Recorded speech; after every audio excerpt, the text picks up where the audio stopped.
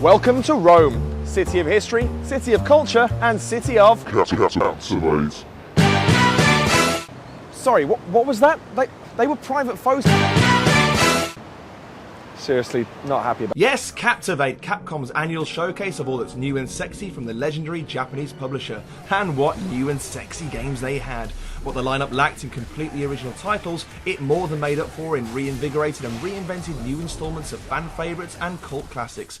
First up, it's time to put your thermals on because we're heading back to EDN 3 for the expectation-defying Lost Planet 3. You gotta be kidding me.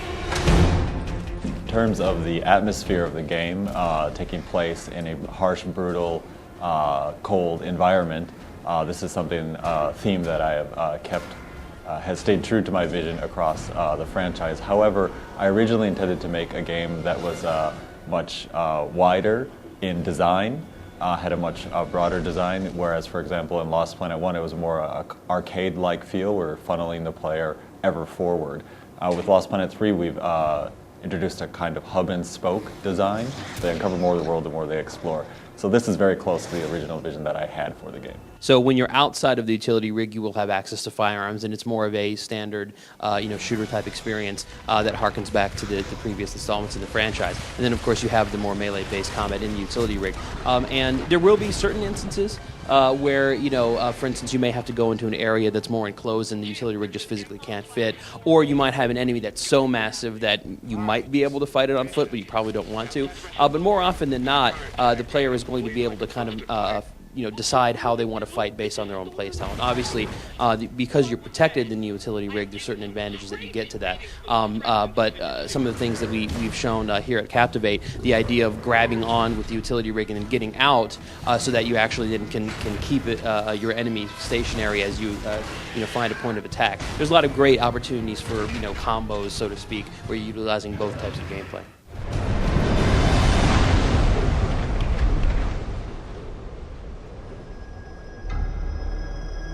Next up, DMC. Now everyone's got used to Dante's new look, and if you haven't, kindly shut up. It was time for Ninja Theory and Capcom to prove that the combat not only lives up to the precedent set by its predecessors, but looks likely to surpass it too. We will find you. We will destroy you. It's only a matter of time. I mean, the idea is to give you a bunch of weapons that you can swap between on the fly and create your own combos. And you get given these weapons as you play through the game. So you start with your standard Rebellion and Ebony and Ivory. Then you get the Angel weapons, which are usually faster and more crowd controlling. So you can crowd move bunches of enemies, juggle them all at the same time.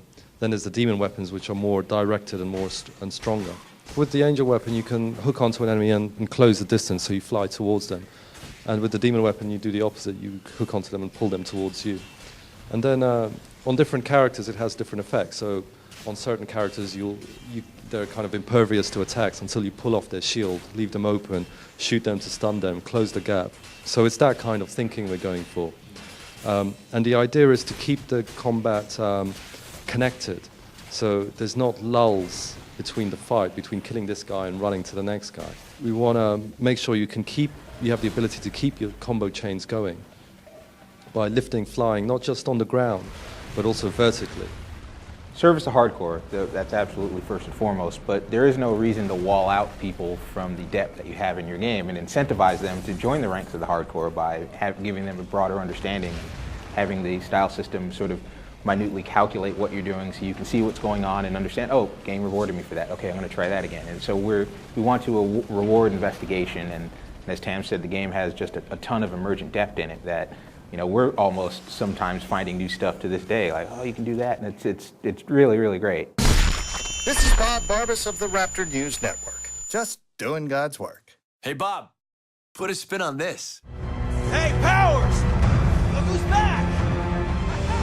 Steel Battalion Heavy Armor's multiplayer mode made its playable debut, with attendees among the first to sample co-op play on a brand new map set in a huge ravine.